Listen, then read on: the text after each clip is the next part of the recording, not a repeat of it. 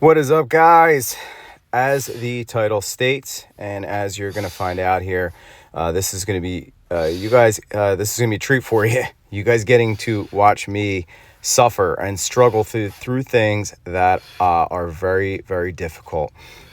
This whole day was based around weaknesses, difficulties, ranges of motion. So heavy Turkish get-ups have always been challenging for me. It's mainly a shoulder kind of a thing. The rest of it, all well and good, but the shoulder part. So as I stated before, I am 40 years old and I am searching for keys to my body. So I did 2 per side. This is not going to be a super, super high intensity as in heart rate kind of a circuit. But it's going to be a high intensity as in ranges of motion, mobility, some stuff that I really, really get challenged by, and I want to invite you guys to challenge yourselves. Find your limits and see what it takes to get past them. I have another circuit at the end of this as well. More of like a workout. I call it deep water, and I'm going to explain to you guys why I call it deep water, and kind of have like a little bit of a mat chat about it and why it's so important. Forget about the physical aspect from it, more as a mental challenge. So you can see me struggling on the left side with 24 kilos. And a lot of it comes from the shoulder there.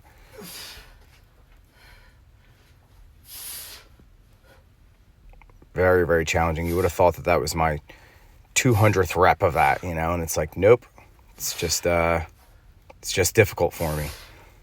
Another thing I find difficult with Turkish get-ups is space. Space is another part. When I'm outside, it's great. I love laying in the grass, the cold grass on a hot day. It feels awesome.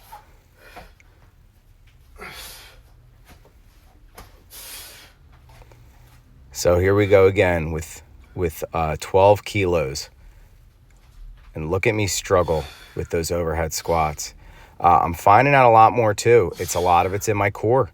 My core is weak, and when I say my core, the lower part of my back is weak, almost like an oblique kind of a section.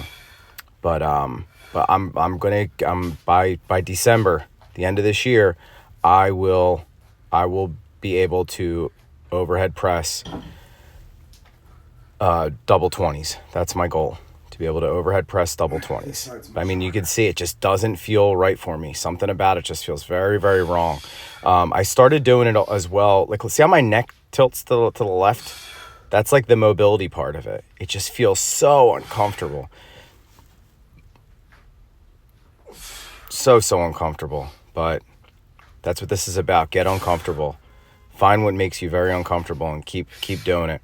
I did a lot of these. This was the end of this, and these are pretty damn hard for me. This 20 pounds is a lot more than I thought. So I did the reps like that. I don't even know how many I got there. The reps part doesn't matter. I did what I could, and then I just went right into the 10-pound one. Definitely going to add a 15-pound. This 10-pound one feels like nothing. It feels like I have a twig in my hand and I'm playing outside. The other thing I found with that is it's a nice little bit of weight. It loads up one side and I can overhead squat with it as well. I get a little more stability. It's kind of like training wheels versus having a kettlebell and having to stabilize it with one side. I believe I did 10 each side. I also did some club stuff, some mills that I did not film. But now that I know that this is so much lighter and so much easier, I find it my responsibility to have like absolute control over it. Where, go a year or two back, this used to hurt my hands. I didn't have the hand strength. Well, that's where I'm at now with the 20. Now this feels like nothing. So you can...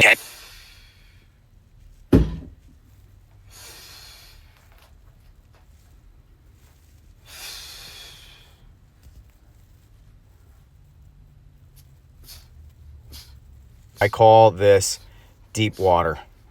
It's use a heavy kettlebell, whatever's heavy for you. 32 kilos is heavy for me. 10 swings, 10 push-ups. It's a ladder. It goes down. Once you get to the end, you get what I call a chalk break. However long it takes to re-chalk your hands. 20 seconds. Now you go from 1 back up to the 10. So you end up doing 110 swings and 110 push-ups and all this. It takes you probably under 10 minutes to do, well, not for sure. It takes you however long it takes you. How's that sound? Now, why do I call this deep water? Is because it does not stop. It's a grind. It's grueling. You just have to keep going. You have to push through it. When you get to the bottom from 10 down, usually that's when things end. Okay, it's done. No, the hardest part is the last 10, from 1 back up to 10. Could you do it from 1 to 10, then 10 again, back down to 1? Yes, but that isn't how life works. So this is more to simulate life. Just when you think you're finished, nope, life bends you over a barrel and you have to start all over again. And the hardest part is now miles away. It really starts to mess with your head because you start to play with numbers and you go, oh my God, I'm only on 3 on my way back up. And the hardest is yet to come. So very, very, very challenging. I would call this more of a mental experiment to see what you're made of versus a physical challenge. There's definitely a physical challenge there, for sure, without a doubt. But the mental part of it is much, much tougher. If you are in, tip-top athletic shape and you can do this with 44 kilos and start from 20 and work your way down and then, back up to 20 again, then awesome. I learned something about myself with this as well. Now, if you are a beginner and 5 or 3 is all that you think that you can do, then do it. But see what you're made of. See what you have. We never grow until we find out what the ceiling is. What is it that we need to break through? I will tell you guys a quick little bit about myself. And I withheld a lot of who I was when I was a child. I definitely had that afraid to fail feeling. I see it with my son now.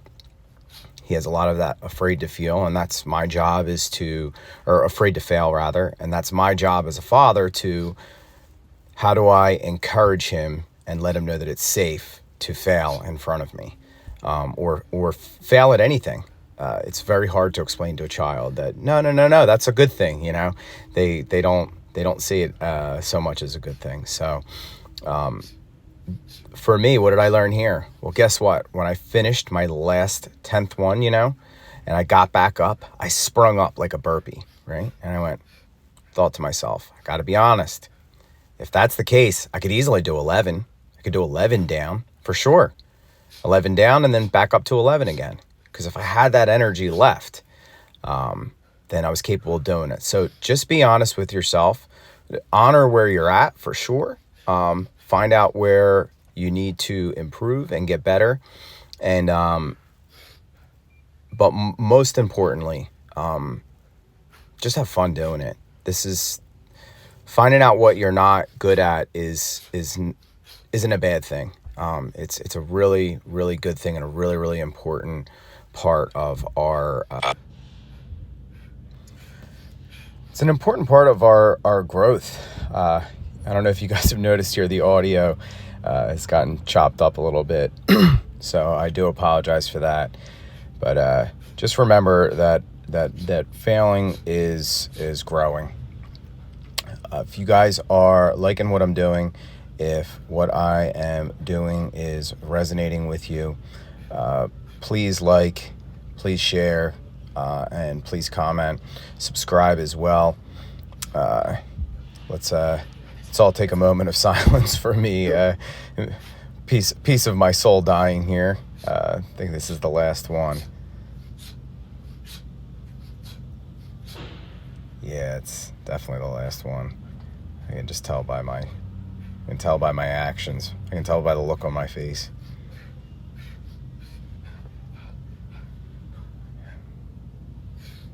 Enjoy, guys. We did it. Haven't done that in a long time. Still got it, baby. Still got it.